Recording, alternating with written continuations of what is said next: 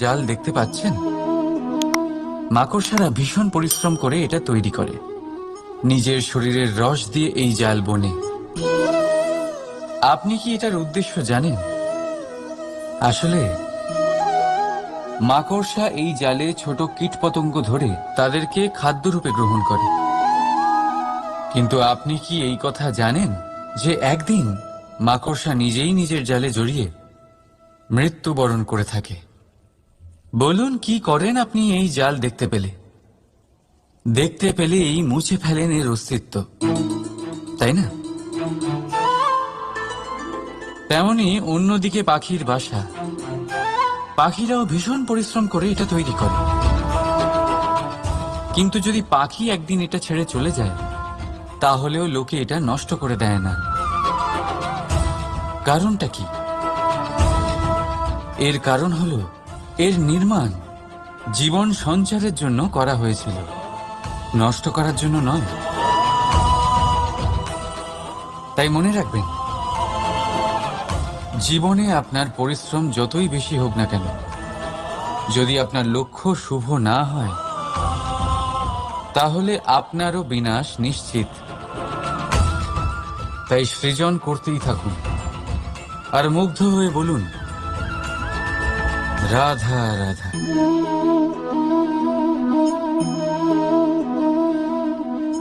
আপনার কি মনে হয় আমি কি করছি?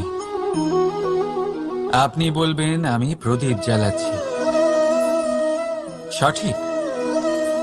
কিন্তু প্রশ্ন হচ্ছে যে আমি কি আপনাকে বলেছি যে একে প্রদীপ বলা হয়? না। এই প্রদীপ কি নিজেই নিজের পরিচয় আপনাকে দিয়েছে? না। তাহলে আপনি কি করে জানলেন যে একে প্রদীপ বলা হয়? উত্তর হচ্ছে প্রকাশ, যে স্বয়ং জ্বলে অন্ধকারের মধ্যে সংসারকে পথ দেখায়, সেটাই প্রদীপ। যা নিরাশার মাঝে আশার আলো প্রদর্শন করে, সেটাই প্রদীপ। অপর দিকে আছে সাপ, যাকে না দেখেও তার ফনার আওয়াজ শুনেই লোকে ভয় পেয়ে যায়। তার মানে ব্যক্তির পরিচয় তার কর্মের দ্বারা পাওয়া যায়। তাই আপনার এটা বলার প্রয়োজন নেই যে আপনার পরিচয় কি। এটা আপনার কর্মই নিশ্চিত করবে যে লোকে আপনাকে প্রদীপ ভেবে ভালোবাসবে নাকি সাপ ভেবে ভীত হয়ে থাকবে। রাধা রাধা। সময় কত বিচিত্র হয়। সময় আমাদের পক্ষে থাকলে আমরা নিজেদের রাজা মনে করে নিই, আর সেই সময় যদি বিপক্ষে চলে যায়, তাহলে নিঃস্ব হতে সময় লাগে না। তাই মানুষের একটা অভ্যেস আছে, খারাপ সময়ের জন্য কিছু সঞ্চয় করা। আত্মীয়, বন্ধু খারাপ সময় পাশ থেকে সরে যায়। যশ, মান প্রতিকূল সময় চিরস্থায়ী হয় না। তাই মানুষ মনে করে অর্থ সঞ্চয় করাই শ্রেয়। অর্থের কোনো হৃদয় নেই যা সময়ের সাথে পরিবর্তিত হবে।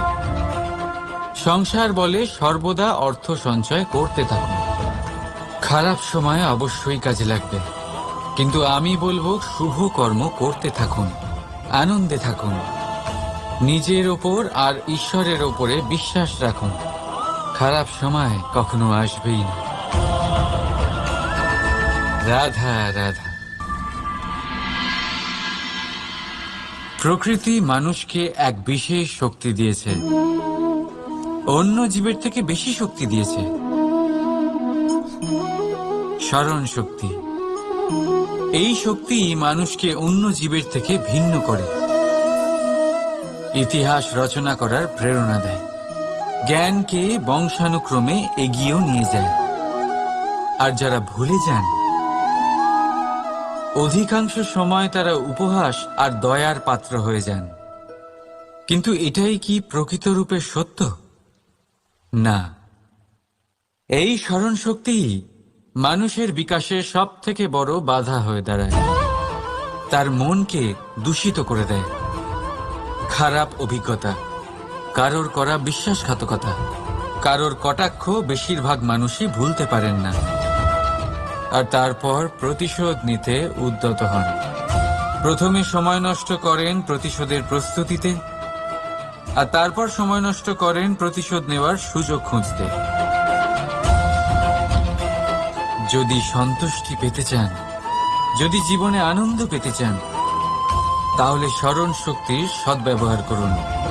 নিজের স্মরণ শক্তিকে চালনা করুন শুধুমাত্র ভালো কথা আর ভালো স্মৃতির দিকে। জীবনে আনন্দ পাবেন। রাধা রাধা।